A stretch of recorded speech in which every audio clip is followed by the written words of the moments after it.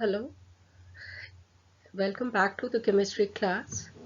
In this video, we will discuss inclusion compounds. This is also one of the topic in inclusion compound, one of the topic in the in chapter 1 of first unit 1, structure and bonding. Inclusion compounds. Inclusion means to include in. Inclusion compounds are the example of addition compounds.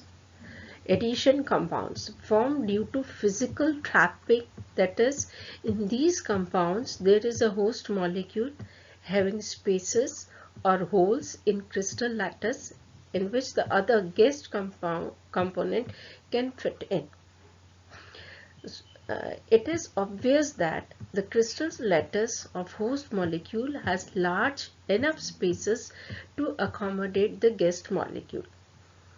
This is an example of this is the host molecule urea, the hexagonal structure of urea molecule, and inside it there is enough space, vacant space. So urea is the host molecule in which a guest molecule like an alkane can be accommodated. There is no chemical bonding between the host and the guest molecule. Only van der Waals forces, that is the attractive forces, hold them together for compound formation. The blue color of starch iodine complex is the best example of the inclusion compound. Starch iodine complex. This I have taken the example of urea, which we will discuss in the next slide. Urea, this is the host molecule, and inside it there is a space in which a guest molecule like N-alkane can be accommodated. Now if this space only those molecules can be accommodated which can be included in this space. This is N-alkane. I have specified this N-alkane. We'll discuss in the next slide. If this molecule is large enough not to be accommodated in this space, then such addition compound or the inclusion compound cannot be formed. Let us discuss types of inclusion compounds. The inclusion compounds are of two types, depending upon the space and shape of the cavity of the host compounds. Shape of the cavity of the host compound. These are host compound are the big one, having the space to accommodate the guest molecule.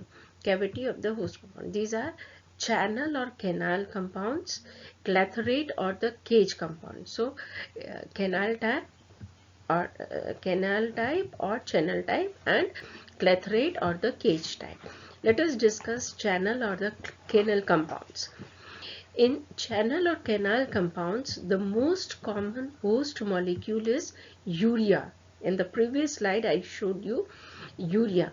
Generally urea has tetragonal shape.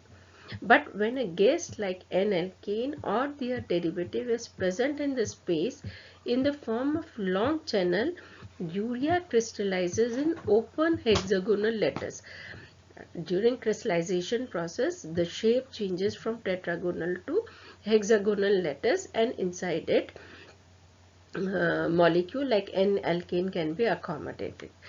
The formation of hexagonal type of lattice shows the presence of van der Waals forces of attraction between the guest, that is N-alkane, and the host molecule, that is urea. These channels do not enclose branched chain and cyclic compounds. As I discussed before, branched or the cyclic compounds, because they have comparatively small cavities due to their large size, that is branched chain are too large to fit into the channels. Branched chains are big molecules, they cannot be fitted, we cannot fit them into the channels. This property is used to separate the straight chain compounds from their branched chain isomers. Channel compounds can be used to resolve racemic modifications and to separate geometric isomers. Racemic mixture, mixture of D and L form, dextrorotatory and levorotatory, the optical isomers. The second type of inclusion compounds are the clathrates or the cage compounds. So the shape will be cage-like. Clathrates are the addition compounds of host and guests in which crystal lattice of the host appears as cage-like cavity. According to the nature of the host, clathrates are of two types as given below. So depending upon the host nature of the host, clathrates are of two types. Quinol, if the host is a quinol, it is a quinol clathrate, and if a host is water molecule, then it is a water clathrate. Quinol clathrates. In these clathrate, hydroquinone acts as host. When hydroquinone crystallizes from its water solution in the presence of sulfur dioxide, a hydroquinone sulfur dioxide complex is obtained. Crystallization is done from water in presence of sulfur dioxide. So, sulfur dioxide molecule fits into the hydroquinone cavity, forming hydroquinone sulfur dioxide complex.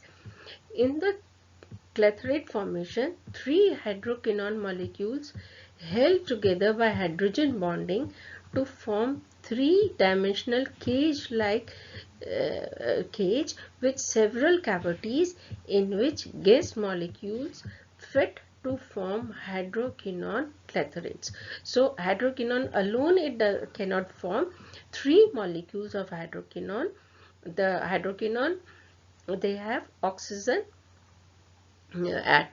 oxygen, and they form a hydrogen bond to form three-dimensional cage-like structure and having several cavities in which guest molecule can fit into.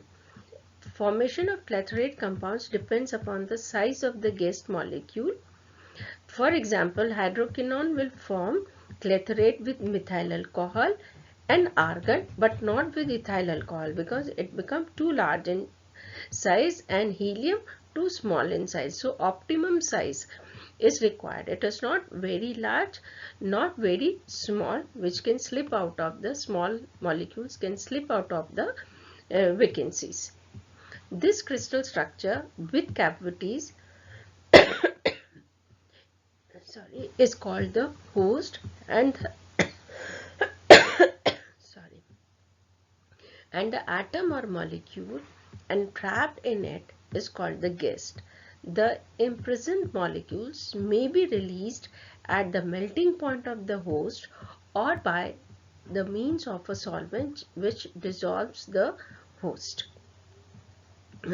The second type of clathrate or cage compounds are the water clathrates. The host molecule will be a water molecule. Similarly, another important host is water molecule. Thus, when water is solidified under high pressure with any of the noble gases, it forms a solid crystalline addition compound of the formula 6 water molecule plus 1 atom of noble gas. It is known as noble gas hydrates. You know that when water crystallizes, it forms a cage-like structures. Cage-like structures is formed with with many empty spaces, and because of that ice is lighter than water and it floats, and the very same property in the spaces, this noble gas atoms of noble gas can be trapped in, can be accommodated, and they form the noble gas hydrates. The next topic in this is the uses of inclusion compounds. This inclusion compounds, they are used to store radioactive isotopes of krypton and xenon, like we have discussed the water noble gas clathrates. So this noble gas radioactive krypton and xenon can be stored in this way. These are stored in the form of Clathorate compounds produced in the nuclear reactors. These are also used for the resolution of number of mixtures. This is cis-trans isomers, geometric isomers, because one form will be accommodated in the space, other form cannot be accommodated, can be separated by urea complexation. Phosphonitrile compounds used as clathorating agent for separating, purifying and analyzing the organic compounds of high degree of specificity. Thank you very much.